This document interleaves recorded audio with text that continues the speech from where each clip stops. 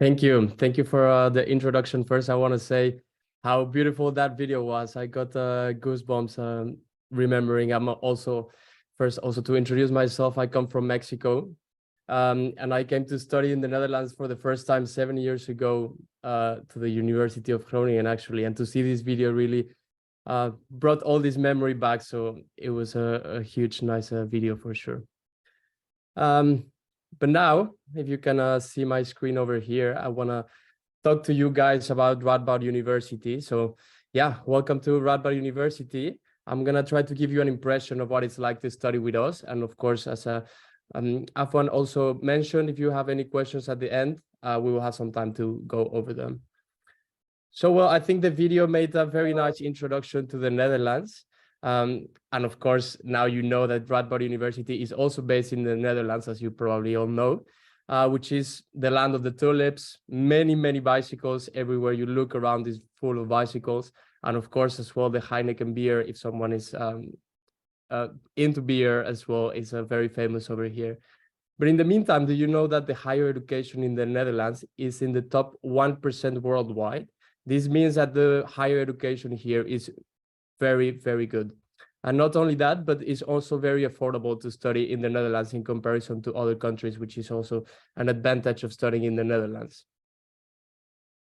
If you want to study here in the Netherlands, you will be guaranteed with an excellent education.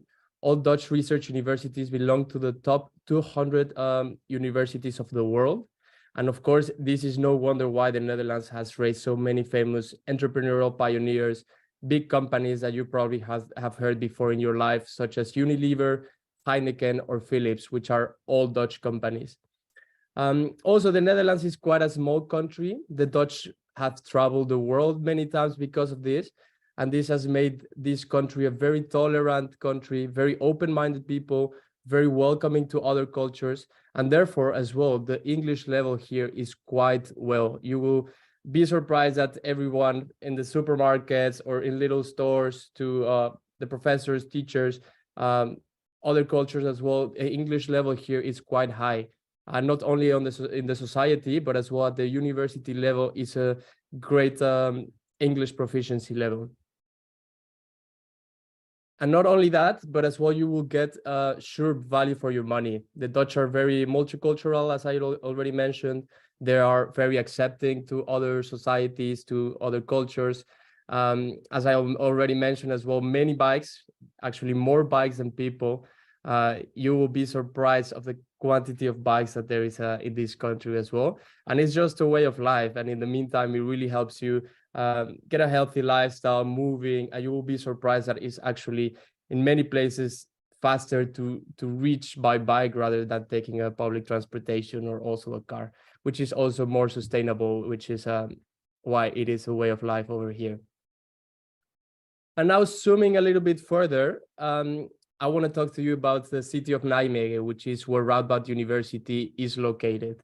I don't know if some of you have heard of Nijmegen or not, but I will tell you a little bit. Here in this picture, you can see the Vaal River, and on the back, you can see the skyline of Nijmegen. And on this side, we have this beautiful beach. When there's sunny days, we normally go there to enjoy the sun, to play some games. And of course, you can also swim in the Vaal River when the weather is allowing it for sure. So here you can see the map. Here you can see, of course, where the country is. And if we go inside the country itself, here you can see where Nijmegen is located. And it actually has a very nice location. It's 1 hour away from Amsterdam, 20 minutes away from Germany with a bike. And this makes Nijmegen a very nice hub if you want to explore the country itself, but also if you want to discover more of Europe. The airport from Amsterdam is just 1 hour away. Also, we have the Eindhoven airport, which is around 1 hour and a half away. And these are great airports that connect a lot of places in Europe. So you will find very good opportunities to discover as well. Nijmegen is a very safe, medium-sized town in the east of the country. And it is also the oldest city of the Netherlands. But that doesn't mean it's a old city when it comes to its population. We have a very large student population, which makes it a very lively city. Which brings me to the next slide. which is why Nijmegen? Well, Nijmegen because I already mentioned before that we have a large student population.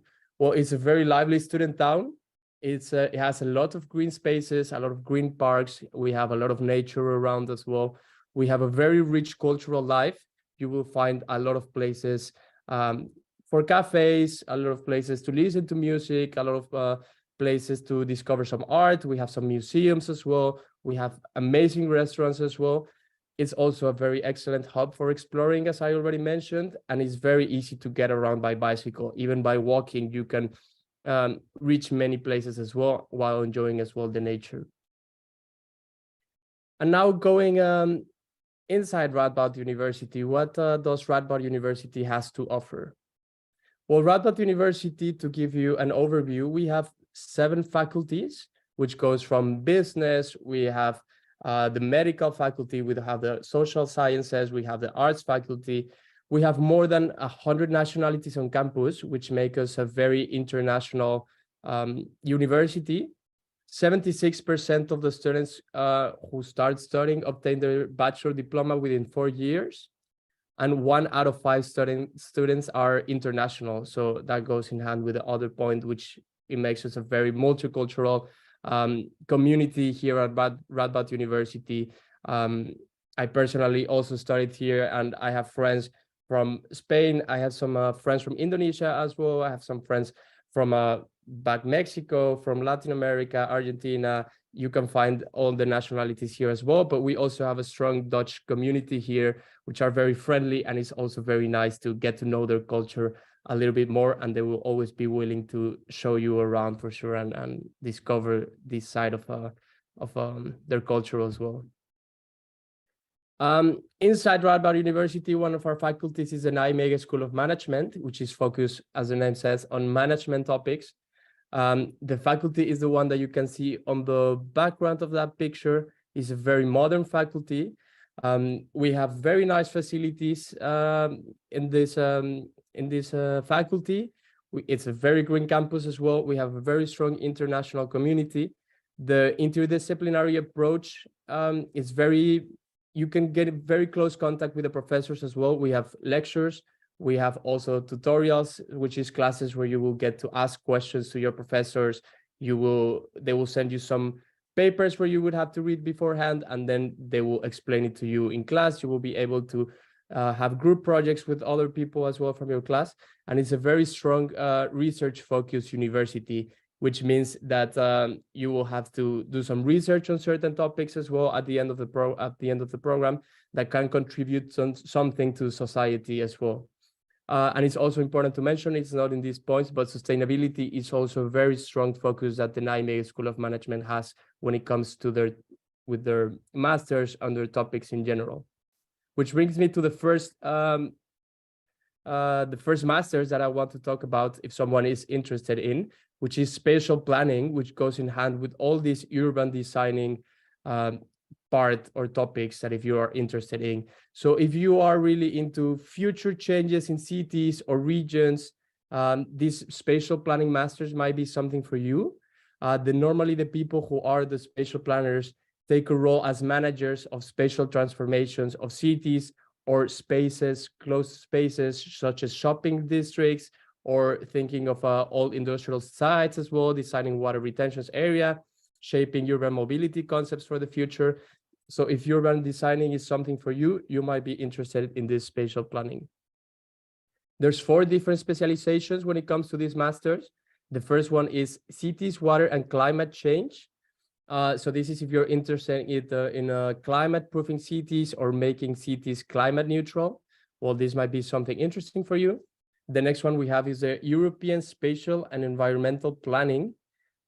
This one particularly teaches you to become a spatial planner who can engage with European Union policies.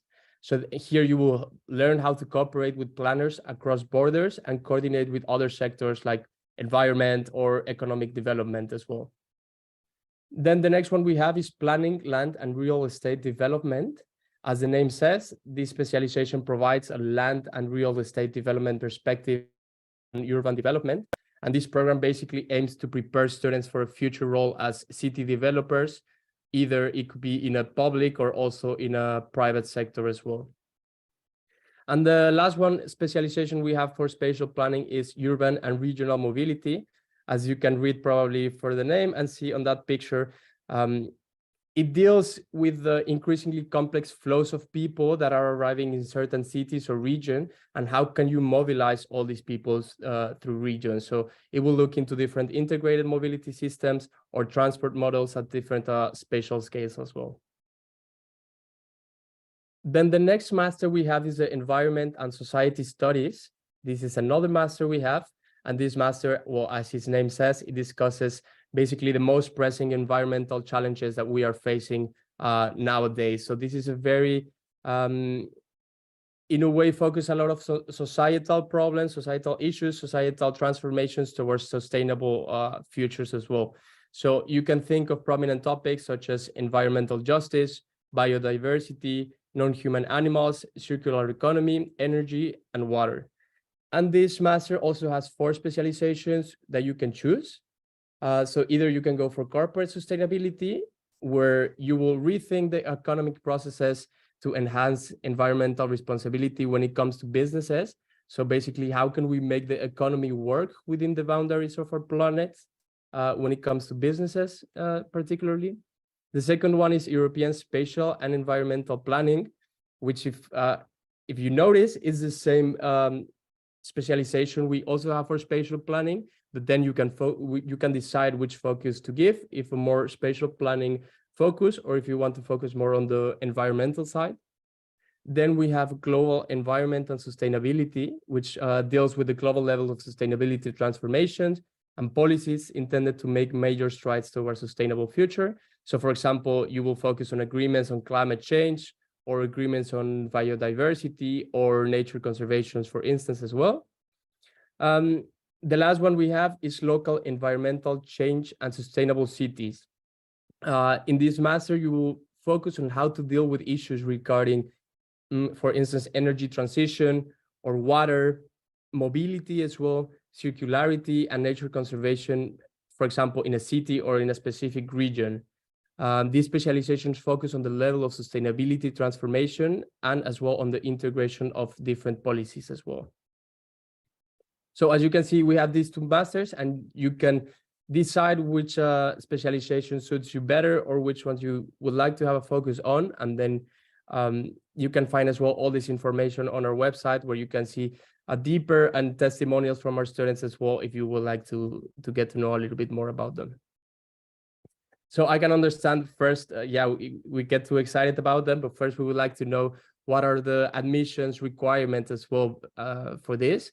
Well, it's important for the masters to have a bachelor degree obtained at a research university, or a bachelor's degree that is equivalent to a research university diploma, and it has to be in the same study area as the intended master program. When you apply, your diploma will be assessed in an individual way. So if you want to have a pre-eligibility check, you can do so on our website, or you can also contact our admissions office, and we will help you determine if you are eligible or not with a pre-eligibility check. Nevertheless, the final decision will be taken by the admissions board. At the end, I will leave you some contact information here, so you can write those emails down if you have some questions. As well, the language requirements, you will need to have a proficient English level. You can find as well the different scores per exam also on our website. And of course, as well, all the programs will ask you to send a motivation letter, which also will be very important for the admissions board. When it comes to the applications, you will have to submit first your application to the study program before you can apply to the scholarship. So we can do the application via StudyLink. StudyLink is the national system for university applications. So either you want to apply to University of Groningen, or if you want to apply with us, you will first need to apply via StudyLink for any university. It's like a standard national system. The deadline, as you probably already know, is the 30th of March. But you have to make sure to finalize your application with us as well before that day. is important to mention, because sometimes some students start the application but don't finalize it. So please make sure to finalize it, then we can process your application without any trouble. Some important dates as well that we have here. We will have some other events as well if you have some other questions, or we can talk some stuff other in detail as well. We have some virtual open days where you can get to know more about the university, more about the faculties, more about how it's to be a student here. Important to mention as well, we also have a program called Student for a Day. So in case you are unsure on which master to choose, you can already talk to students. We can set a day for you where you can actually get to know the classes better. You can enter online classes as well. Then you get a better idea of the master you're going to apply, in case you're not really sure. We have some virtual fairs as well. You can find the information on those links. And then on the right, we have some upcoming events. In case you are interested in, you can also note them down and visit us for sure also in those upcoming events. And last but not least, because I know it's some information with the programs as well, it's a quick overview. But if you still have any questions, I think at the end we will have some time. But anyway, I would suggest writing these emails down, since these two masters belong to the Nijmegen School of Management, where I'm currently working at. We have this email called master@fm.ru.nl. I would suggest writing that down in case you have any information about admissions, if you're eligible, if you want to have a pre-eligibility check, or if you want to get to know more about the programs, get this Student for a Day experience, please feel free to contact us. Here, the international office will be glad to help you along the whole process. So yeah, it would be nice. And also we have our social media there in case you want to have more information about Radboud University and how is it like to be a student. There's a lot of nice content over there. So I will suggest also to go and read it. And that will be from my side.